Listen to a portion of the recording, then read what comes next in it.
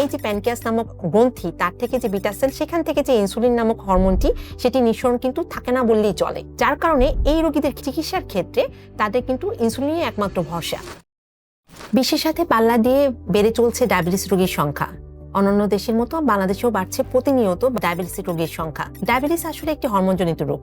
Insulin নামক একটি হরমোনই এই ডায়াবেটিস হওয়ার পেছনে সহায়ক ভূমিকা হিসেবে কাজ করে। আমাদের নর্মাল একটি স্বাভাবিক মানুষের জীবনে এই ইনসুলিনের কাজ হচ্ছে আমাদের বডিতে যে শর্করা থাকে এই শর্করার বিপাক প্রক্রিয়ায় সহায়তা করা। শর্করা যেটাকে আমরা গ্লুকোজ বলে থাকি, এই গ্লুকোজ কিন্তু আমাদের শক্তির মূল নিয়ামক হিসাবে কাজ করে। আমাদের বডিতে যে মেইন শক্তির উৎস সেটি কিন্তু শর্করা। ইনসুলিনের কাজ হচ্ছে এই শর্করাকে আমাদের বডির উপযোগী করা এবং এই বডির প্রয়োজনে সেটিকে ব্যবহার করার জন্য সাহায্য করা। যখন এই ইনসুলিন নামক হরমোনটি আমাদের প্যানক্রিয়াস বা বিটা সেল থেকে নিঃসরিত হতে বাধাপ্রাপ্ত হয় অথবা অপ্রতুল থাকে অথবা কোনো কারণে নিঃসরণ যদি না হয় তাহলে কিন্তু ডায়াবেটিস হয়ে থাকে। ডায়াবেটিস যদি আমরা একটা মোটা দাগে ভাগ করে থাকি, ডায়াবেটিস কিন্তু দুই ধরনের, টাইপ 1 আর টাইপ 2।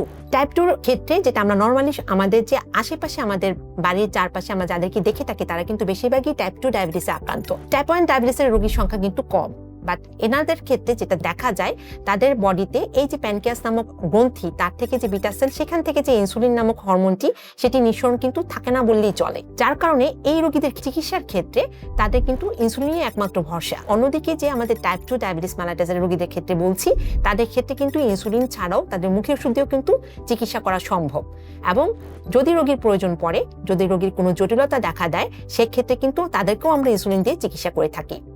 হেলথ স্টোরি, স্বাস্থ্য টিপস পেতে আমাদের সাথেই থাকুন।